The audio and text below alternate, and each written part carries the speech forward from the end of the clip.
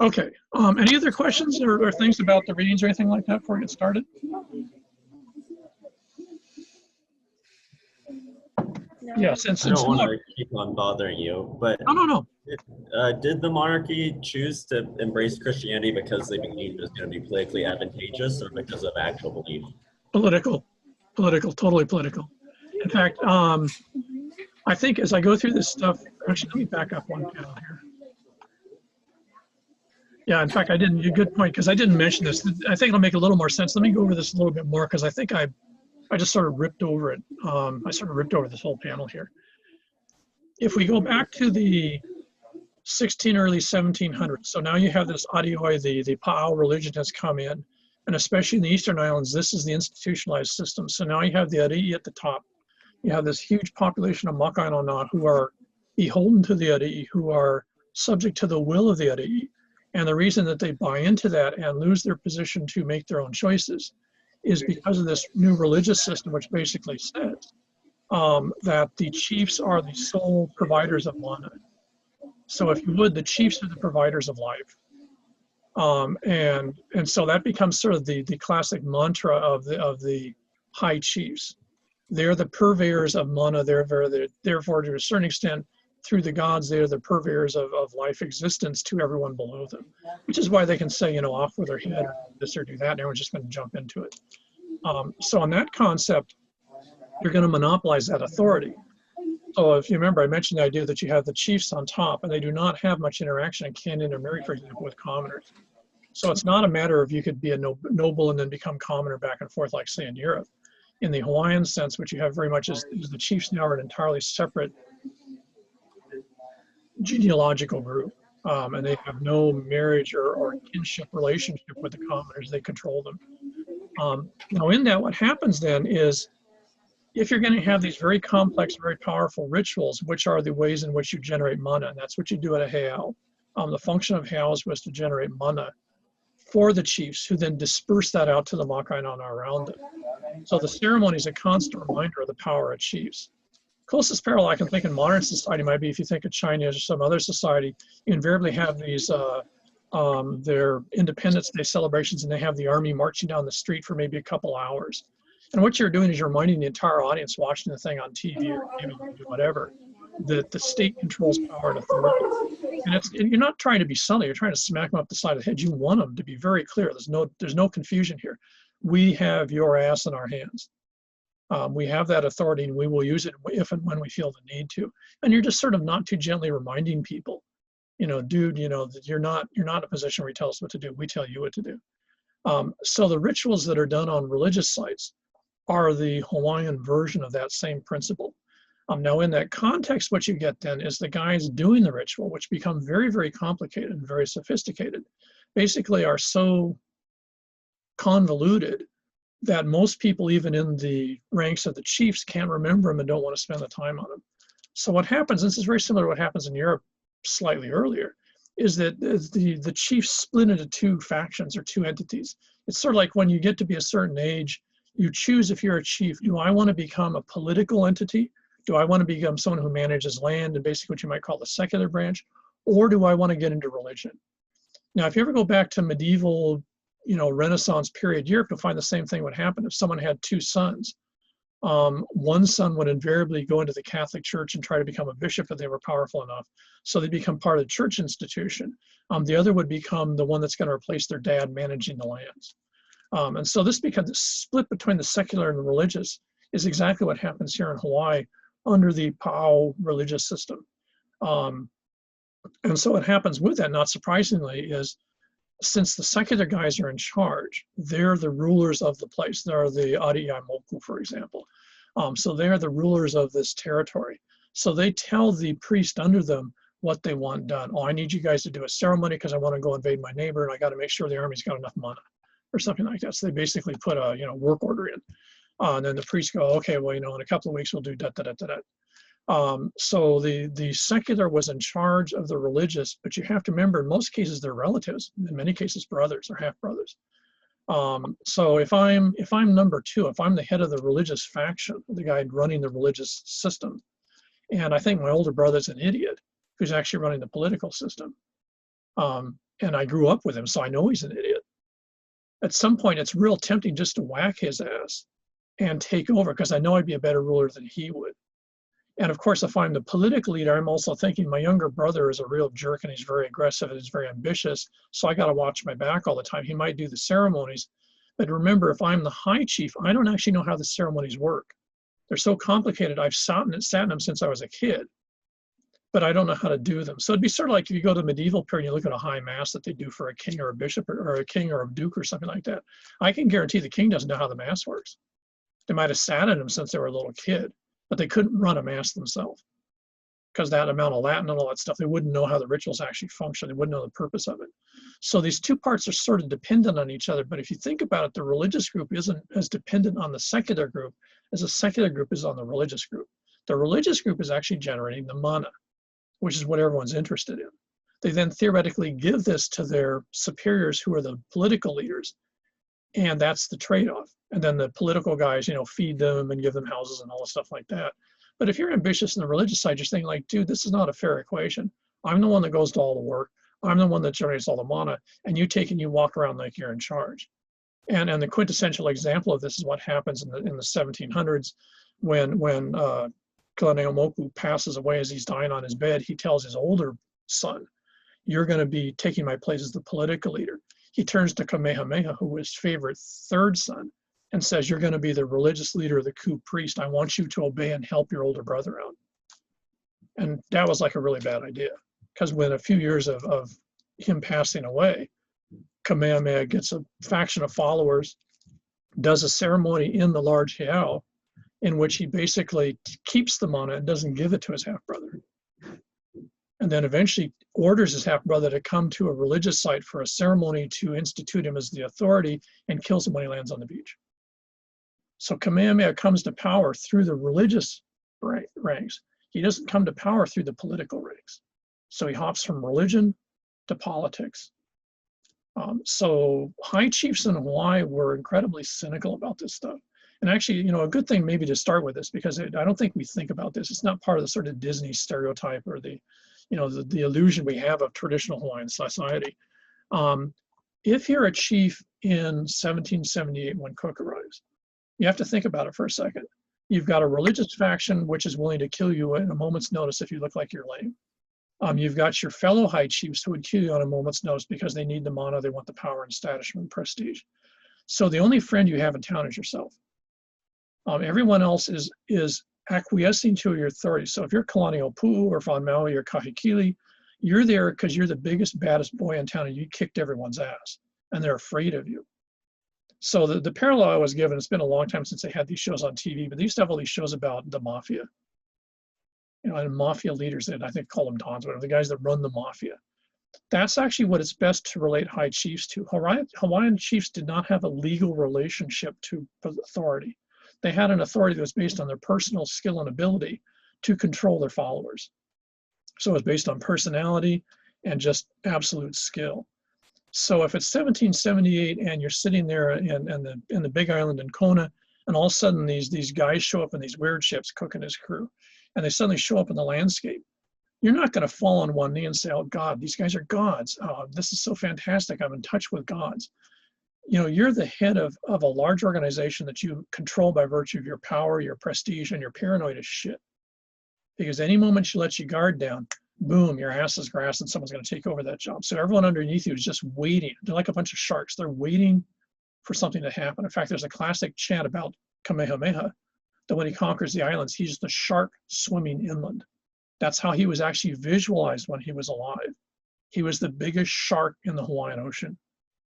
That's not a warm and fuzzy kissing babies and opening schools type approach. That's you're the biggest badass in town. It's very much Game of Thrones. In fact, you remember that show. That was Hawaiian politics. So when someone like Cook shows up, or maybe the Spanish a couple hundred years earlier, you're not going to sit there and fall on one knee and go, oh, I see the light. You're going to be thinking, how can I use this? And also you're going to be thinking, how can someone else use this against me? So you're going to make sure that they don't. And when you look at Hawaiian chiefs, you read Kamakau, for example, and you read it and you understand sort of, say, a Game of Thrones mentality, that you've got no friends in town. Even your friends aren't your friends. They're only your friends till they can screw you over.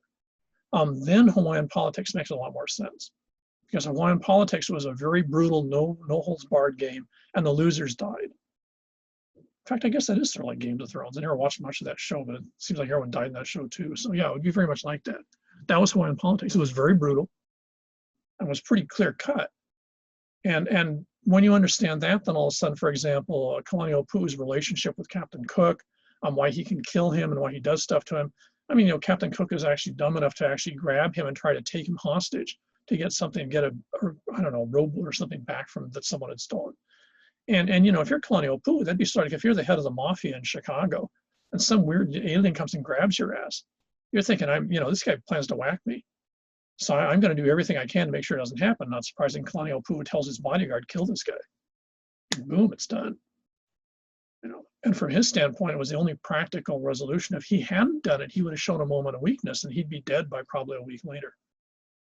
So these guys are operating in a very aggressive, very, very brutal political environment. Now, that doesn't include the Makainana. And there'd always be a rank of lower chiefs like the Konohikis and the guys just sort of managing the property that don't want to play that game. But there was always a group of folks that thought they were really, just hot shit. And they're going to go up there and they're going to play the game. And they always see themselves that I can kick everyone else's ass and I can win this thing. And if you look at, again, at Kamakawa's, especially the 1700s with the different chiefs popping up, I think Oahu goes through 4 high chiefs in less than 10 years or something like that, just before Kamehameha conquers the island. And that's all these guys that are just thinking, some guy's saying, dude, I'm better than you, and let's bring it on. And this is just a constantly recurring situation that didn't exist prior to this Pa'ao religion.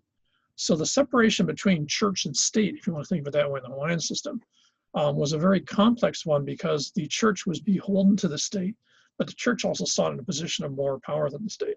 And the guys in the state were always aware of that. So it was a very complex, I don't know if I'd call it Byzantine, but it certainly doesn't fit a lot of the stereotypes that people have of, sort of Hawaiian society being this very friendly sort of Ohana-based system, not for the chiefs. And you can see this, the literature's full of it. It just is what it is. So when going, as we'll see in the monarchy, a lot of the decisions that are made, especially in the first 40 years of the monarchy, are based on the fact that you have still a huge faction of chiefs who are dispossessed by the monarchy, who want rematches. You've got people who are high chiefs in the monarchy that don't feel like they got a fair share or are better than you. So there's not really a lot of stability in the monarchy until even Kalakaua, when he becomes the king. There's a huge faction, the pro-Queen Emma faction. There's big riots in Honolulu. It's a total zoo for a couple of months. So even in that period, the idea that you succeed it's not like the British system where if, someone keels over, you end up with a new queen or a new king. That's all straightforward. In the Hawaiian system, it's pretty much more like, America's most, popular, whatever, talented, whatever they call those shows. Everyone thinks they're a player until someone disabuses of that. So having said that, if we look at the traditional values, which I think I started on last time, it's important to remember that these are underneath all that. The political realities of Hawaiian politics in the 1800s and on is sort of above or going at a different level than all this. So when you look at what still persists in the traditional values, which vary from place to place, I might point out, and again, I think I mentioned this last time, depending where you are on each island, what part of the island, that particular community, you're going to find a lot more of this in some places. There are different parts of it in some places than in others. Mililii, for example, is very, very traditional. So is parts of Na'alehu, for example. Oahu, in my view, not so much because it's the center point of the monarchy and political power from the early, basically 1840s on. So change was much more widely sort of enforced here. Let's see, went through the. Okay, I think I know what this. Yeah, okay.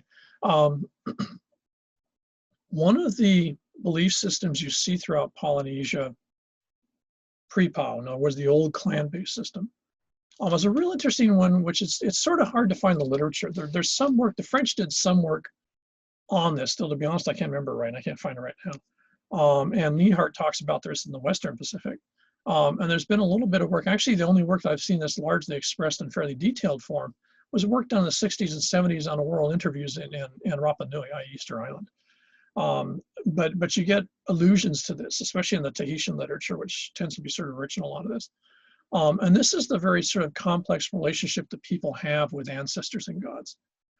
So when you talk about Akua, when you talk about the state gods, what you're talking about in the post-1600 periods would be the four gods.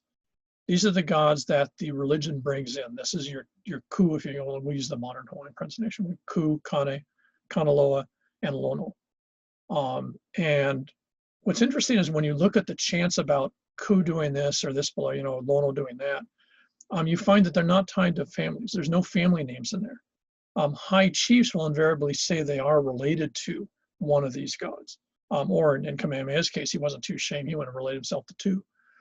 So what you get is the state gods are part of this establishment that sort of reinforces this post 1500s system, because it's the state gods that are made for. And I think I mentioned this last time. You will not find religious sites to Pele. You will not find religious sites to Kamapuaa. You will find pieces of real estate, maybe a point or a rock or something tied to your ancestral figures, but not built structures. Built structures are the prerogative of the state gods. So Papa Ina, for example, the huge heiau in Waikiki that I mentioned before, the one where La Pietra is, that's a Ku temple. So that's built to the god Ku. It was actually one of three. There was Hale Moa near, which is the Halekulani Hotel, and Akua Heiau, I think, Hakau. I can't remember the third one. It was right in the middle of Waikiki. Those were actually three Ku temples that worked together for ceremonies, which must have been pretty terrifying. So this is the state gods. For the state gods, you need specialized intercession. So your kahuna, the priest, one of the main functions of priest, most of the priestly groups, was to intercede or work to make the state gods happy and keep them happy. So this is sort of the new system. Now, underlying that, of course, you then have the old system, the ancestors, Pele, Kamapuaa, et cetera, et cetera. And you see those persist in a really interesting way, because one of the terms, and again, you have to remember that Hawaiian, as it's defined in the 19th century and especially in the 20th century, is a reflection largely of the monarchy's view of Hawaii, because that's the Hawaiian that people are hearing and talking in the 1800s when it becomes put into dictionaries. So not surprisingly, Akua becomes the gods. If you listen to old chants, for example, some of the old hula chants tied to, for example, Hi'iaka, Pele, and such like that, you find that the word Akua could also be used for ancestors, but it probably wasn't used outside of the clan.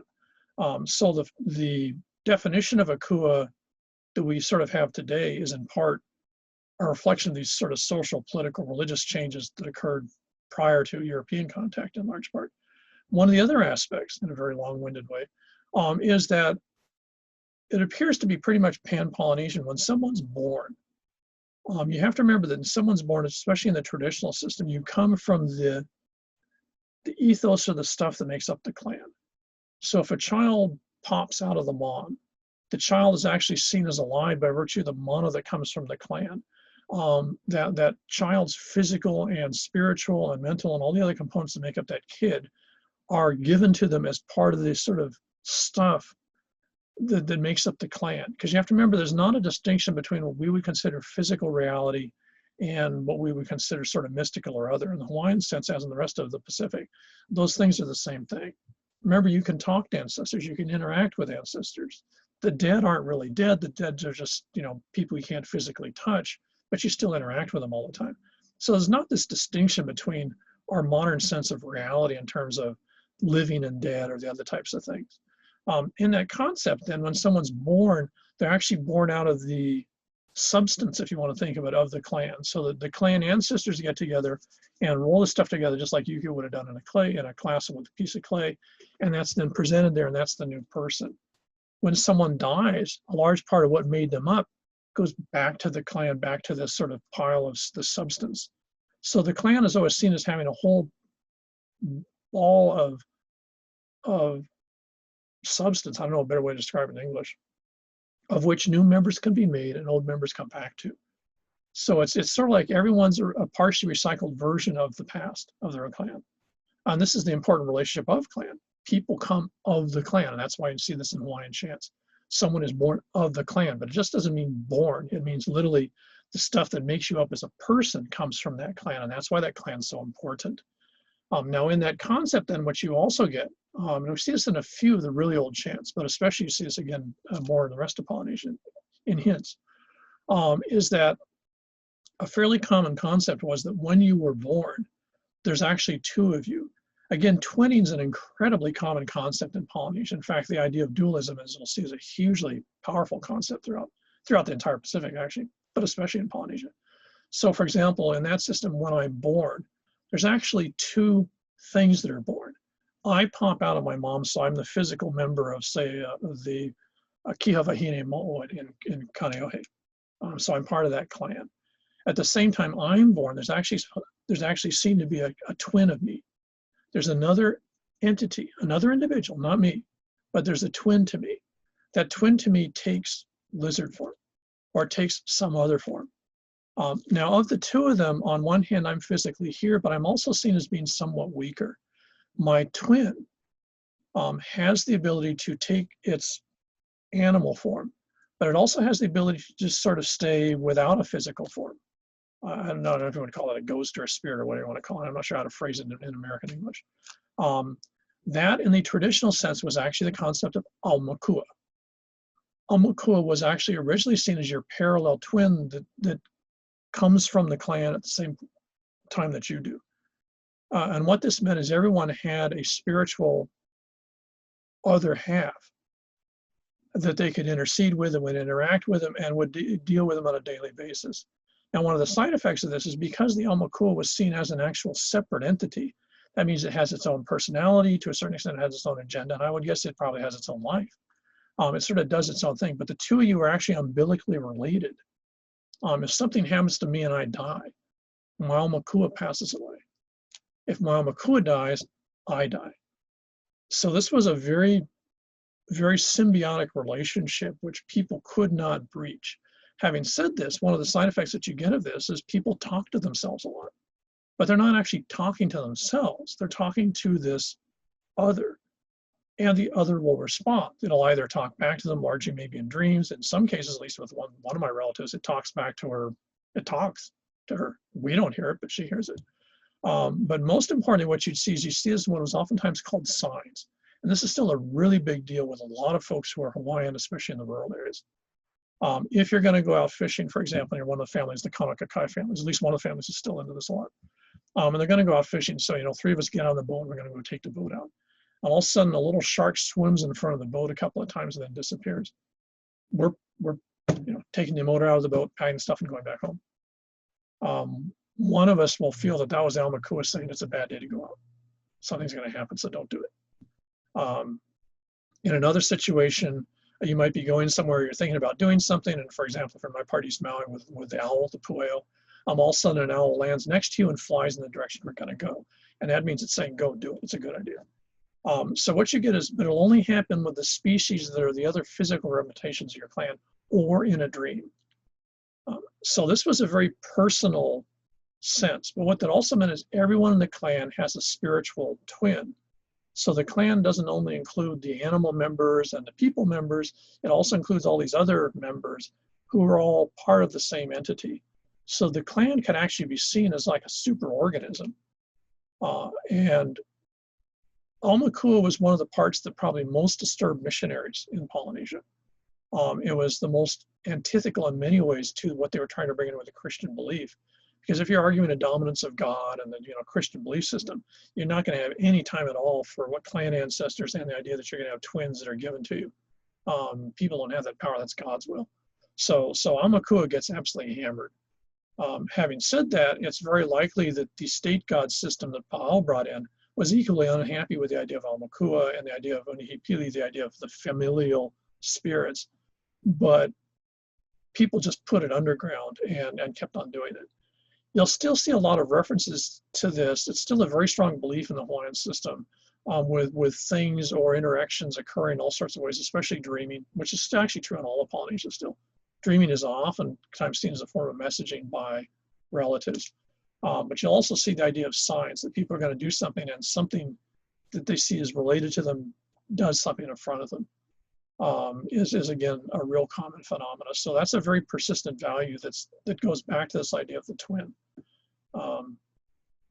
one of the harder aspects, I think, for folks to sort of wrap their heads around in a modern, 21st century world. Does that sort of make sense to you guys? I mean, I grew up in a system like that, so it does. I never know if I can explain it.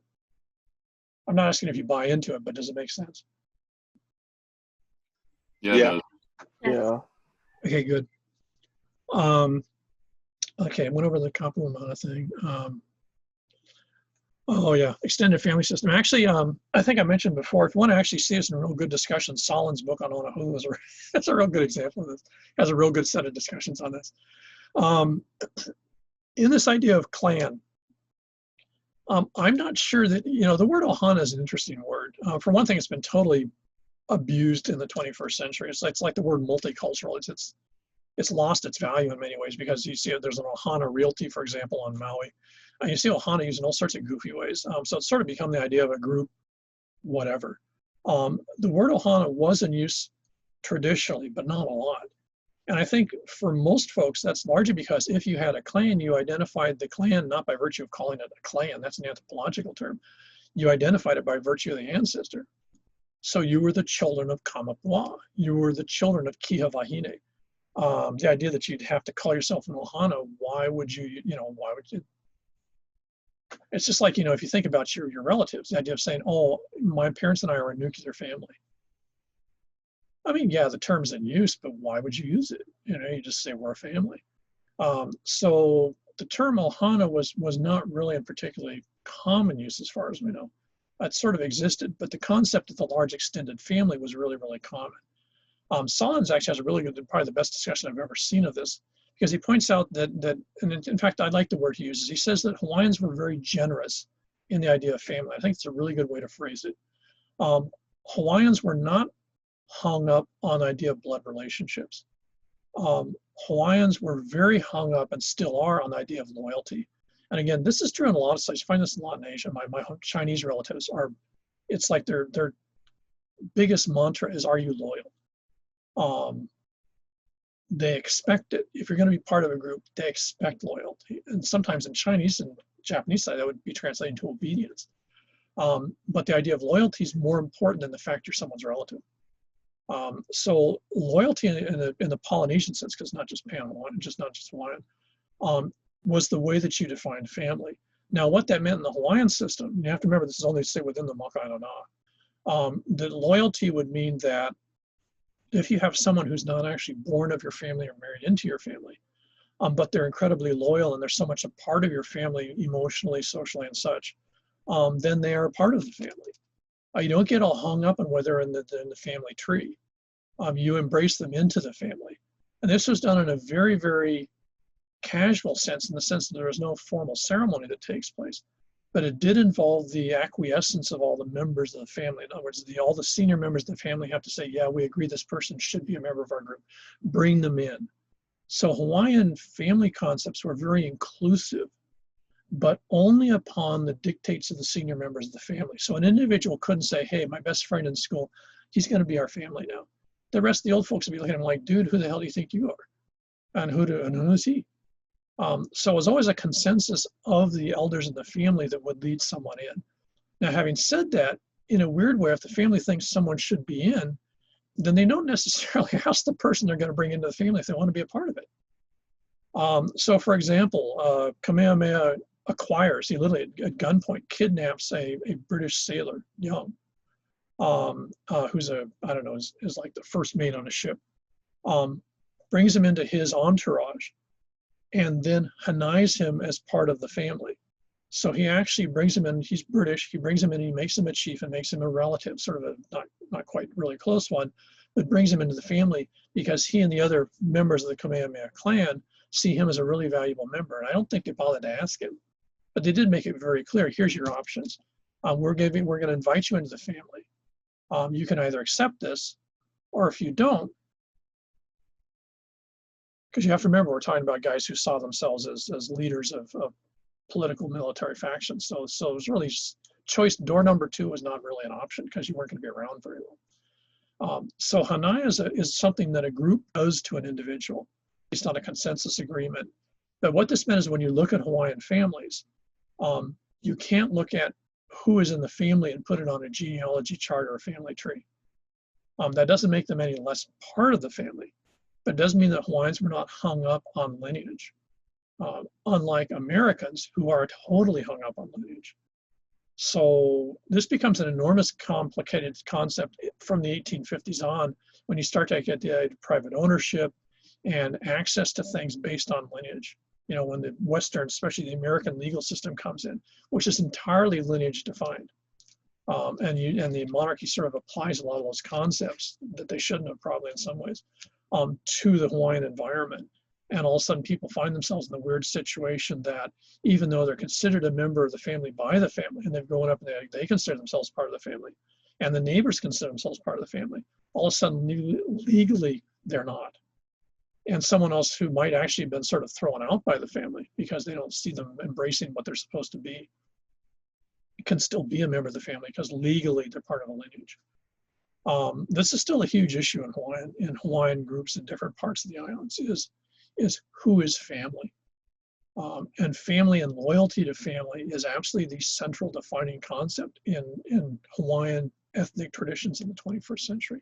And this is also true of other Polynesian groups, Samoans, Tongans, and as we'll see is also largely true in many ways of most of the Micronesian population here. But it makes them very, very different than the Anglo-American fascination, which is with the individual. And if it's not the individual, then it's the proven lineage. My parents and my brothers and sisters. The term Hawaiian for brother and sister includes anyone you consider brother and sister. It's not something based on, you know, they were born from the same mom or something like that. They just are what they are. And this makes, when you look at Hawaiian political history, it makes it very complicated in terms of who's actually someone's mother, for example, their father, who's their brother and sister. And that's still very, very much part of Hawaiian society in the 21st century. And it seems to me, I don't know, maybe you guys remember, it seems to me about 10 years ago, there was this big issue with someone who was trying to get into CAM schools, who was arguing that they'd been hanai'd into a family. And Kamehameha schools, which is their system is based on the American legal system, said, no, you know, you're not part of that lineage, and genetically are not part of that family, so forget it, you can't get in. And I can't remember, I think they won the case, I can't remember how it played out, but it's one of the weird overlays of the Western system, is the idea of lineage is more powerful than clan, and clan is goofy. The system I grew up in is the system of clan. So, you know, for example, my particular background, I don't have enough percentage lineage to be a Arapaho, which is what the family is.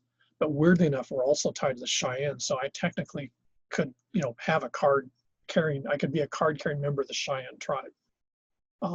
Even though it's not technically my lineage, it still is sort of part of. So, you know, and the reason is both Arapaho and Cheyenne don't have any concept of lineage. We have a clan system, very much like the Sohana thing. So, like the Hawaiian concept. And so, you know, you translate something to another system, it doesn't necessarily make a good fit. And Hawaiians still deal with this a lot. And folks in the Hawaiian system deal with this a lot. Two things that are, I think, probably sort of obvious by now. One is mana is actually in the landscape. Things that are seen as different. If Kamapuaa, for example, makes Kahana, so he makes that valley, and there's water pouring down that valley, you know, 365 days of the year, and there's a bunch of springs in the middle of the valley where water just comes out of the side of the hill. Those are seen as manifestations of what he made. So the water that comes from one particular spring, well, it's where this trail branches off, that particular spring is seen as I can't remember the particular name of it, it's seen as one of Kamapuaa's special springs. So in a traditional concept, that the water from that spring would be special water that you would use for certain things. You also would not use it, for example, for cleaning your hands when you've done something that was dirty. So that actual water was seen as having mana by virtue of where it came from in the landscape. There's a ton of landscape features in the Hawaiian landscape that have mana.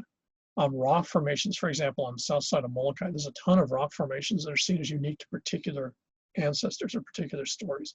If you're familiar with really traditional chant in hula, there's a ton of locations that are defined, especially say in the Hi'iaka stories, which move from island to island. They're basically defined by moving from named place to named place, all of which have mana. So as this you know, ancestor goddess is moving from location to location, it's almost like going from gas station or a recharging station to recharging station. She's going to these different places, acquiring more mana, and in some cases giving them mana, then moving to another place and doing the same thing. So there's a lot. The landscape was imbued with a number of these locations that had power. Probably the best example, which is sort of bizarre, but you go out and take a look at it. If you go to Kauai Church, which I think I mentioned earlier, and if you go to, you actually walk around the church grounds on the King Street side of it towards City Hall. If you look in the pavement out there where they've got the, sort of place where people sit down, you can look down, there's a big grate. And if you look down there, you'll see a pump down at the bottom about 20 feet down. Now, before the Hale was built or before the church was built in the 1840s, I think, it was a Hale. And the Hale was built because prior to that, where that grate is now is actually water shot up. It was a very powerful spring that shot up about 15 feet into the air. And it did that 365 days of the year, 24/7. That water's now been tapped by the Board of Water Supply. That's why the Board of Water Supply is just milk of all that. That's that well. They drilled a well and they sucked all the water out of the spring so that you drink it now in Honolulu. But that thing shot up all the places. Now, in the Hawaiian concept, water doesn't pop out of the land like that. If it does, that's obviously a site of great mana. So in the earlier period, there would have been one or two clans that saw that as related to their particular ancestor. When the high chiefs show up, when this new religion shows up, they immediately smack a heiau right next to it and claim that as the property of the chiefs because it's a reflection of the god Lono. So, this place becomes contested between what the old system had and the newer religion had, but everyone agreed about the mana on the landscape. When the Europeans come in, they set up shop intentionally right next to that spring. One was access to water, and two was a site the Hawaiians thought was important. So if you're bringing in Christianity, it makes a hell of a lot of sense to smack your church down right on top, right physically. The foundations are the old heiau, and you smack that church right down on top of that next to the spring to show the power and the manifestations of God in the Christian sense. Very typical. The Spanish did this a lot in the New World, for example.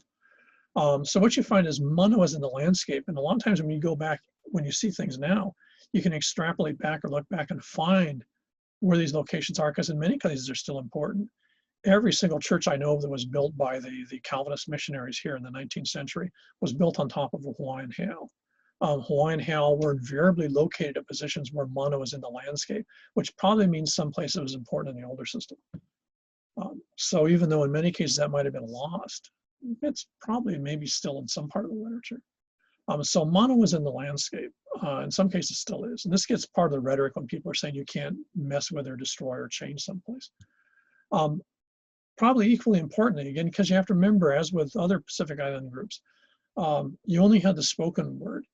And again, if you remember, if life energy is mana, then when I'm making noise, for example, even in Zoom, air is coming into my lungs. I'm hopefully thinking in my head what it is I want to say, and then noise comes out. So there's a lot of mana involved in speaking. So the spoken word was seen as not only taking mana, but to a certain extent, when you were speaking, you were giving out mana. It was a gift. And you see this in traditional concepts of chant. This is why chant traditionally was much more important than the dance. Hula was seen as the visual accessory to a chant. And this is why people that were famous in chant were so well regarded, because they had the ability to not only take something in their head, but by virtue of the air coming out of their lungs and the skill with which they would project the words, they were gifting everyone else with mana. And so one of the side effects of this is traditionally in the Polynesian systems, and this is certainly true here, is if you didn't have anything of value to gift, then you kept your mouth shut. And this, you still see this a fair amount in Hawaiian society, or I should say in Hawaiian, ethnic sort of traditional value groups, is it's pretty common for people to sit around, like my family, sit around a park bench, for example. People, are all, Friday afternoon, pee-pee colla's out, snacks are out, and then the beer's out, and everyone's sort of like talking story, hanging around. It's real typical to have a period of time where everyone's just sort of, not saying anything. If you don't have anything to say, you don't feel the need to fill up empty space with noise. So the spoken word was something people thought about carefully because the spoken word had mana. One of the side effects of them is these things that you say are same as doing the things. So if, for example, two kids get into a fight and one kid says, "I want to kill you," in the modern sense, that might just be kids mouthing off. In the traditional concept, that would mean that's the same as a kid picking up a stick and trying to beat the other one to death. There's no difference between what someone says and what someone does. The word is the deed. Now, again, this is true in all of Polynesia, and I would argue pretty much true in all the Pacific, certainly in the Western Pacific that I'm familiar with. And so what you then get is the idea that people had to be very careful about what they said. And if you look at a Hawaiian dictionary and a lot of words, say the word aroha, for example, it becomes a very complicated word. Aroha, you know, if you're familiar with it, just a few of the meanings, means sort of a greeting. It's also used as goodbye. It means that I want to see you again. It means that we might never meet again. It has a whole mess of very complicated meanings that are all sort of there at the same time. In the Hawaiian use of word, and this is true in all of Polynesia, Polynesian use of words were not single meanings. So unlike English was, you know, this class is a good example. Words have very particular meanings. And so you go to great length to explain them or define them. In the Hawaiian concept, when you used a word, all the other meanings were actually attached to it. So if you're seeing someone or saying goodbye to someone, you're saying aloha to them. That not only conveyed the goodbye, but it also conveyed to a lesser extent the other meanings. So the Hawaiian language was very complicated, even though it didn't have a lot of words, because you didn't pick a particular word for a particular meaning. You picked a word that had a lot of meanings and you tried to emphasize or let the other person figure out which of the meanings you were actually talking about. And this is one of the reasons when Hawaiian gets translated into written form and into English, it doesn't work very well, because it doesn't lend itself to single defined piece simplicity. And this is why if you look at, especially at Pekui and Albert's Hawaiian dictionary, you can find a lot of words where you've got a single word, and it might be like, you know, 2 or 3 paragraphs after that in terms of that. And the important thing to remember is all those meanings were there when you use the word. So it's radically different than English. Depending on where you are in the modern Hawaiian landscape, this is still sort of there. It isn't. In some cases it is in others. I would argue this is one reason why, you know, if you remember 10 years ago when Hawaiian rap was sort of a thing, I don't think it survived for very well, because by virtue of just being something you just sort of do extemporaneously, that's sort of antithetical to this idea of a spoken word having the same as deeds, the same as, you know, something that involves thought.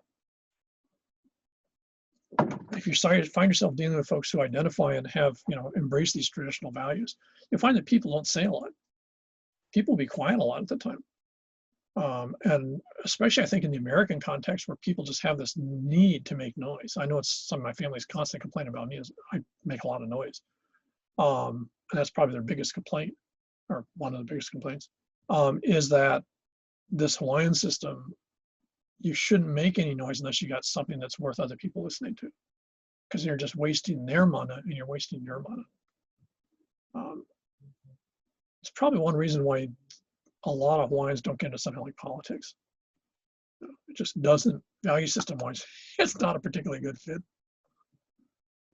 Okay. Let's see what we got time on. Okay. Let me do through one example. Well, no, I already went through the Papa. Maybe I don't need to.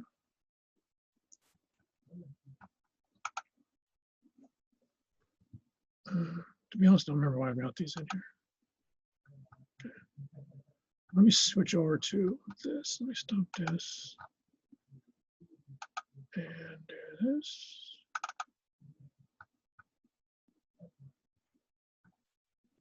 I guess I forgot to load up the other PowerPoint. Any questions so far? Remember, I'm not expecting you to buy into any of this stuff. This is the way this system sees itself. And in some cases, this is peculiarly my interpretation of seeing this. I'm sorry, I skipped over. Someone asked me a question here. When you talk about clan, does that relate to people within an ahupa or aumakua or something else? Clan is not necessarily a spatial thing. Oh, it's not showing up. Oh, okay. So an ahupa would usually have a clan. But clans could be in multiple ahupua'a. I'm not really too sure because I'm not at all engaged with Pele in any way, shape, or form. But I know for a fact that there's at least 3 ahupua'a in Puna that are considered hers. all the folks that are related to her would see her as their clan ancestor. But so they're not within an ahupua'a, but I suspect most of the folks in the ahupua'a would be of the clan. So clans could be, in fact, in many cases, were larger than ahupua'a. Having said that, clans would in most cases pretty much monopolize an ahupua'a. I mean, you certainly would not find clans that didn't get along in the same ahupua'a. That just would not happen. That'd be having like two warring gangs living in the same dorm. You know, it'd just be like a recipe for disaster. And people just wouldn't. They'd be going like, that's like such a bad idea. What the hell were you thinking? So ahupua'a would be defined by clan pretty much, or maybe two related clans, but you wouldn't find clans being only within an ahupua'a. There could be a much bigger thing. You know, it's a classical saying that goes back, I don't know, but that there were, you know, the 100 gods, the 1,000 gods, the 10,000 gods, the myriad of gods. That every individual in the Hawaiian system traditionally had at least one entity. And I think in some ways that's actually an allusion to the Aumakua. Aumakua were always part of the clan, just like individuals were. So you got the people part, you've got the animal part, say that if it's, again, that part of East Maui, the owls that are flying around the landscape are part of the Pueo clan. And the, you know, people in the landscape are part of the Pueo clan. And then the spirits that you sometimes can see, sometimes can't see, that you interact with are also part of the clan. So yeah, it's a complicated world that doesn't really fit the Western mindset of reality very well.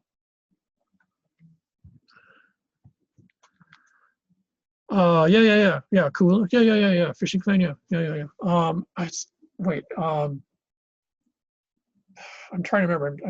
It's not what I'm super familiar with. I can't remember if there's, Kula sets it up.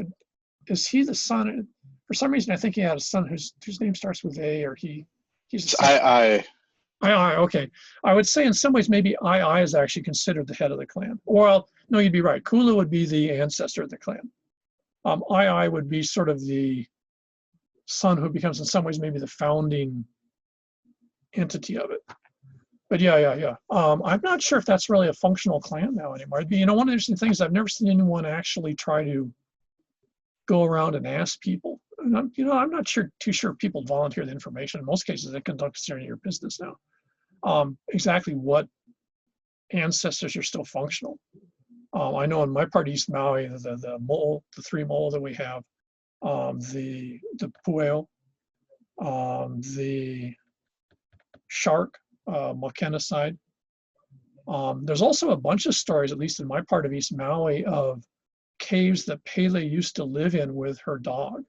One of Pele's sidekicks, one of the other forms that Pele took, would be a black dog with white spots. I never know if it's a white dog. Yeah, it's a black dog with white spots. They would always live in the caves and around. And that used to scare the bejesus out of people on East Maui. She wasn't liked on East Maui. She was thrown out of East Maui and then moved to the Big Island in a pout. But nonetheless, she still caused trouble. That's why the lava flows in my part of Maui. That's she coming back in a very vindictive way, messing with the other ancestors. And in fact, that's also a big thing on Oahu with her and Kamapuaa. They keep on going at it till hell freezes over. In fact, I think they're still seen as going at it today.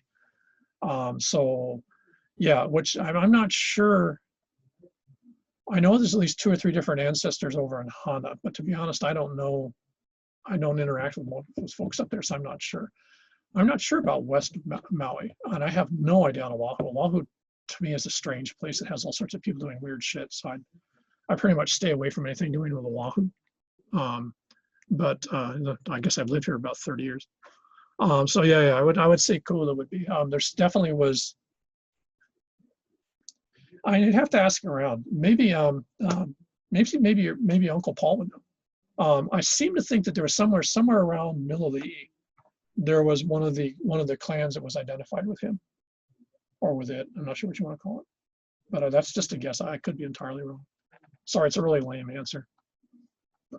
No worries, thank you. Okay, let's see. Did I put this up? Okay, you guys have got the PowerPoint, right? Oh yeah, okay, it's greened out. Okay. What I wanted to do is get into the monarchy period. So again, let's see what I'm doing. One of the things I think is really important to just irritates the absolute bejesus out of me. My relatives would say one of many.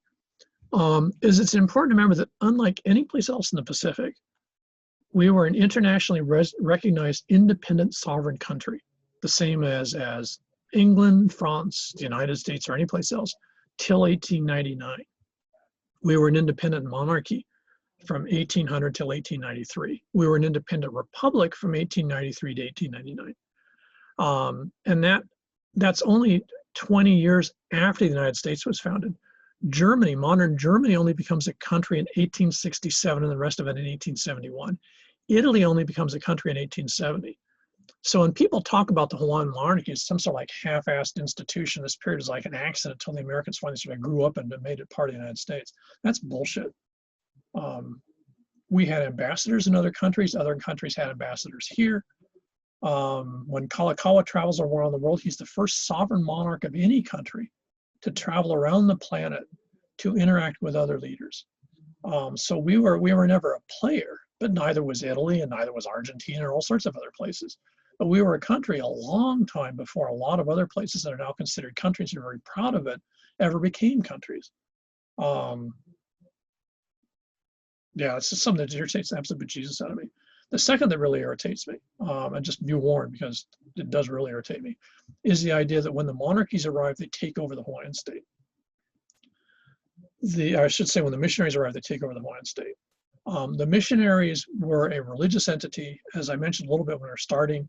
As we'll see, they had this very sort of complex relationship with the monarchy in which both sides thought they were sort of manipulating the other. The missionaries win sort of by default because we end up in a global world of the 19th century related to colonialism and Euro-American power. So they had more powerful backers, if you want to think of it. But most of the missionaries don't even remain missionaries for any more than about 5 years after their arrival here, because they were probably more mercenary than they were missionary.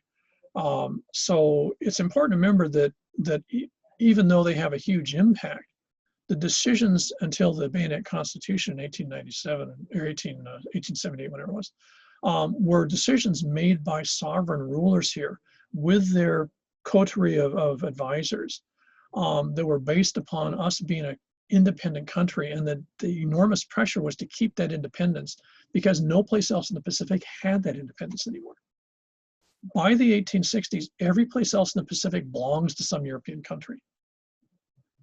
They're either taken over completely, or in the case of someplace like Tonga, the British sort of play a game and they allowed Tonga to pretend that the British are only protectors.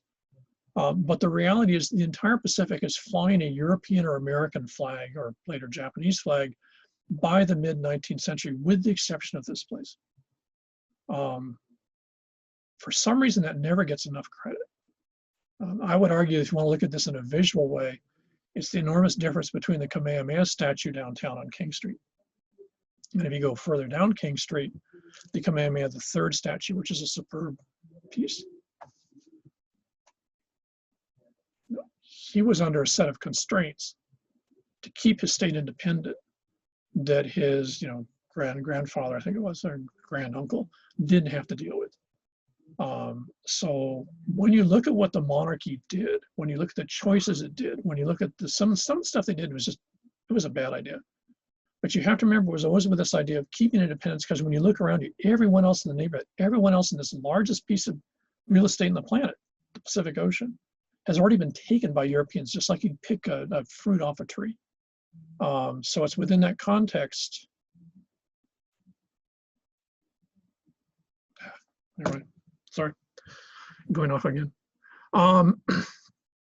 So one of the things that you have to remember is that when, again, going back to our sort of guys in charge, they're not mafia, but very opportunistic, successful guys. We'll start with sort of Kamehameha, because he's the big player. He's the one that makes the monarchy. And he's one of two. Actually, his wife, Kaumano, becomes the other big player. Kamehameha is hugely important because he's a very good example of a high chief. Highly opportunistic, again, as I mentioned earlier, he gets to power by whacking his half-brother. So he's deeply embedded in the religion. He was the high priest of the Ku branch of the religion, which is the warfare mono-acquisition branch of the religion. So when he becomes the high political leader, he's both. So he would run his own ceremonies at the heiau. which hadn't happened before. In the past, there'd be a religious guy running the ceremony, the high chief getting it. So, for example, his dad, Kalani'o Pu, didn't run ceremonies on the heiau, say Pu Kohola or something, place like that. He had priests that did that. He, as the high chief, would sit down and get the mana from them. Kamehameha could monopolize all that. So it gave him a huge amount of leverage in terms of being able to do stuff. It also probably made him an incredibly terrifying figure to the other high chiefs, because he was both parts of the system embodied in one. And they were always dependent on someone else to give them the other half of their legitimacy, which was probably one reason why he was never seriously challenged once he became and got in charge. It's one reason also why the Kauai chiefs acquiesced and sort of become part of his monarchy without fighting him, is because they realized it was a game they couldn't win as long as they were dealing with him. The key is to deal with Kamehameha as an individual, not with his family as a package. Now, very cleverly, and this again something that doesn't, when you look at his early life, it's one of these classic manifestations of these successful individuals.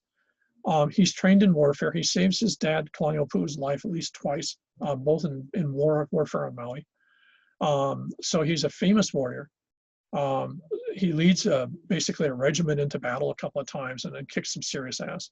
So he's a player, even in the political system and the military system. And he's also a priest. Because he's tied to his dad, and his dad was very impressed with him. He already saw him as part of the establishment very much. When Cook arrives, Kamehameha was one of the chiefs that's invited by his father to go interact with the British. So when Cook arrives, Kamehameha is one of the then very young chiefs in their teens who goes on the British ships and interacts with the British. Now you have to remember, this is something again is not getting a lot of credit because people love these real sloppy stereotypes, is a large part of the British population that existed on these vessels, these exploration vessels, especially Cook's vessels. They're here in the third voyage of that ship in the Pacific. Cook and most of his senior officers spoke Tahitian pretty well. Cook in his journals has these long extended interviews he had with the famous Tupaia, the famous Tahitian Tonga navigational priest that he actually had on the boat for a couple of months. So they could speak Tahitian. They were maybe fluent in it, but they could speak Tahitian well enough to get by. Tahitian and Hawaiian, even though they've been separated by centuries of distance, are still very closely related. If you learn Ni'ihau Hawaiian, it sounds like Tahitian in many ways, and you can puzzle out Tahitian. It's like a very accented different form. It's like French and Italian. And so in that concept, you have to remember that the British and the Hawaiians could talk to each other. It wasn't a grunt and point type of thing. The British could speak Tahitian. Some of the guys were actually pretty fluent in the crew. One of I think it was the third lieutenant, was actually fluent in Tahitian. And so when the Hawaiians come on board, not only do the British realize that the Hawaiians are related to the Tahitians and they speak a similar language, but very quickly the two groups are able to interact. Now, it wasn't like complicated philosophical discussions or something like that, but they could talk to each other. So it wasn't a pantomime type, sign language type of situation. And one of the things that some of the high chiefs did, and Kamehameha was key among these, was actually grilling the British. He immediately starts to befriend a couple of the younger officers and spends a lot of time with them trying to find out everything he can about how the British Navy works, how British society worked. And what he was really interested in apparently was one, how military functioned, in other words, what the military meant, because you can see this was a military ship. And also how the British political system worked, especially the idea of what was a king, because I think it was King George at the time. So he's learning from the British. The British aren't necessarily teaching him because he's asking him the questions and they're just giving him the answers. If we fast forward about, I think it's 8 to 10 years later, one of Cook's lieutenants is in charge of the next big British expedition in the Pacific. That's George Vancouver. He comes back to Hawaii, and he and Kamehameha, who had actually been buddies in the prior voyage, he and Kamehameha immediately hit it off, to the extent that you look at some of the British journals that the other officers had, they start to complain that Vancouver's spending too much time with Kamehameha and not doing his job as a captain of the expedition in some cases. They're spending literally hours together, and Kamehameha keeps on, asking him all these very detailed questions. By this period of time, his command of English is a little better, and Vancouver's command of Hawaiian's substantially better, again, because he also knew Tahitian. And so these two guys are having very involved conversations, When Vancouver leaves them with some weapons, leaves them with goats and sheep and cattle, and actually tells Kamehameha how to turn these into money. So Vancouver's trying to show him how to be successful in the European system Vancouver had grown up in. Kamehameha, more interestingly, is spending an enormous amount of effort trying to figure out how to take advantage of this new source of knowledge, which you actually have to remember, mana is also knowledge, and knowledge is mana. And Kamehameha is a priest. So he's intimately aware of all the manifestations of mana. As far as he's concerned, the British and all the other Europeans are sources of mana that he wants to control in the same way he would control a ceremony on a religious site. So he basically takes as much of this stuff in as he can. And from that, he develops the Hawaiian monarchy. So the Hawaiian monarchy is not something the British give the Hawaiians. It's the sum total of a very opportunistic high chief taking all sorts of myriads of different types of information and building himself a new system. This is why the Hawaiian monarchy was not the copy of the British or someone else. It was a Hawaiian monarchy. More accurately, it was Kamehameha's monarchy. He makes that sucker. And that gives it both advantages and disadvantages. The advantage is that it's accepted by the Europeans and everyone else as a true legitimate state because it's a monarchy, and at least part of it looks just like its European counterparts. So it legitimizes the idea of Hawaiian political establishment. The downside, of course, is that parts of the monarchy were still very much based in a traditional Hawaiian system of the rights of Ali'i, or chiefs, which might have been part of the British system back in the medieval period, but by the late 1700s wasn't. In fact, the revolution in part dealt with this whole issue of the role of leaders. So part of the Hawaiian monarchy doesn't translate very well when we get into the 19th century.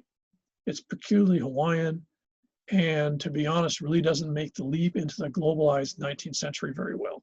And this is one of the huge problems you have if you ever look at the political changes in the monarchy, is trying to figure out how to keep it Hawaiian on one hand, but how to make it look legitimate and real to the rest of the world on the other. But the other places in the Pacific didn't do this. No one in Samoa or Tonga or Tahiti or any place else was able to or had the power and the circumstances to make the same type of a leap and to hold the people together in the same way and form an independent state. So it's peculiarly his personality, his smartness, and everything else that makes that happen. What that also means is when he passes away in 1818, I think it is, that all bets are off, because it was so much sort of a what you might call personality cult or single person engine that when he's gone, especially all the other Hawaiians who felt like they'd been disadvantaged by Kamehameha's taking the island, suddenly think, okay, round two, it's time for a rematch. And it's in this context that we end up with the changes that occur in 1819, 1820, 1821. And one of the key things to remember that, again, people tend to really forget and aggravates me, as you've noticed, there's a bunch of stuff that aggravates me, is that a lot of the stuff that changes Hawaiian society occurs in 1819. By a weird historical accident, which we seem to be really prone to here in Hawaii. The missionaries are leaving Boston in 1819, 1820. They get here in Hawaii in 1821 because they have to go around all of the Americas to get here. So when they arrive, a lot of the change in Hawaiian society happens just prior to their arrival. And as we'll see, the Kamehameha establishment, the monarchy, sees the arrival of the missionaries as being this absolutely perfect way to sort of reinvent themselves in the 19th century, given the fact that the founding godfather, Kamehameha, has now passed on. And we'll sort of stop with that, but that's the early monarchy pretty much defines everything that follows it. So it seems like we're spending a lot of time on this. We are, but that's because you can just sort of skip through the period after that and say, well, it's a result of what happened earlier. Leads to these consequences maybe. Okay, let's see. There's something I was supposed to do and I forgot what it was. Julie, do you remember you were asking me something to do yesterday and I forgot?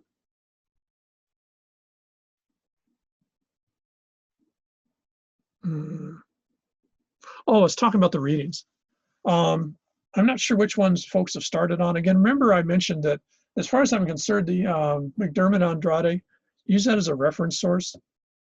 I'm not particularly impressed with their discussions of a lot of the groups. I think it's really superficial. It comes out of a lot of what's oftentimes called social psychology, counseling psychology. And they tend to have sort of interesting ideas about the commonality of things, which I'm not sure, as an anthropologist, I find really is true. This actually came up earlier today in our discussion. So keep that as a reference. The main reason I have that text is because people get really agitated if there isn't a text which talks about all the groups. That's the only text I know of here in Hawaii that actually talks about all the different ethnic groups. Oh, okay. So the main one I want you to look at is this Tenguns. When you're reading this through, you have to remember that in typical anthropological fashion, anthropologists are always looking at things in two ways. Part of anthropology is to look at try to be a part of a group. So you try to become part of a population and become a member of that group, and that by becoming an insider, understanding what makes the group work. But anthropologists are also trying to explain that to the rest of the world, because one of the main functions of anthropology is to translate how a group works to folks outside so that they can understand about the group. So Tengun's in that betwixt and between. On one hand, he's a member of the MUA. So he's a member of this men's association, which has sort of reinvented itself in the 21st century. On the other hand, he's trying to explain this to folks who are never going to be part of that, who in many cases aren't even Hawaiian. So when you're reading his book, you have to remember it's part autobiographical, in the sense of this is what I went through, this is what I felt, this is what I learned, because that gives you insight into why someone would see this as being important. On the other hand, he's trying to explain it to you, and I can guarantee you with maybe one or two exceptions, there's probably no one in this class that's part of a men or women's association in a Hawaiian ethnic tradition. And so for most folks, this is something entirely out of the world experience, and he's gifting you with what he understands about how that happens. One of the main values of this is he's also explaining how in the 21st century, you figure out how to be Hawaiian in a modern global and Hawaiian social system, which doesn't have a male version of Hawaiian in any sort of substantive way. Now, as I think I mentioned at the start of the semester, this is why this is so valuable, because this would be true of a lot of other groups. If you're any sort of Pacific Islander in Hawaii, there's absolutely no clear sense of what being male is that's tied to that particular group. I'm not even sure it's true of the larger groups, to be honest. Being male is an interesting concept in the 21st century right now. So Tenguns is really, really valuable because it gives you an insight in a very particular way about a type of issue that a bunch of people are facing in Hawaii in the 21st century right now as we speak. And I would argue in most cases, not just in Hawaii, but actually in many places. So in a very general way, that's sort of why you're looking at this book. And that's why I would read it through in chunks. Don't try to find out and memorize little pieces of it. It's not, I want you to get insight into how these folks identify themselves. Okay, I think we're running out of time. So again, if there's anything else to bring up, what is today? Today's Thursday. Okay, I guess I'll have to wait till next week. So think about it. If you've got any questions that you want to bring up, try to remember them, write them down, and when we start class next time, bring them up so that we can go over those, because Noah's questions at the beginning of class today were real good on that. Update on the critical thinking. Oh yeah, just sort of as a note on the critical thinking. Samson's having to, Julian's having to do this because his mic is out. Yeah, critical thinking one. I have those from about half the class. I need the rest of them. If you haven't done them yet, do them. When I get the majority, and then I'll actually read them through and grade them, and you'll get your input back on them. Again, remember, you want to look at something tied to what we're covering in this part of the semester. So in this case, Hawaiian society. So don't do don't do a critical thinking on something related to being Japanese in Hawaii. That we'll get to there later. So in some cases, what you might want to do that you find interesting is something that might not be there yet. Hold that, because you got a fair number of critical thinking papers to do it, and then we'll use it when we get to that particular chunk of different ethnic groups and different points in time.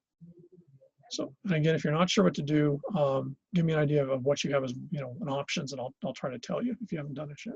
But again, get the suckers done, because I'm still missing about, I think, 6 or 8. Okay, so with that, I guess if that's I don't see any other comments up there. So on that point, let's call halt for today. And I guess I'll see everyone on Tuesday.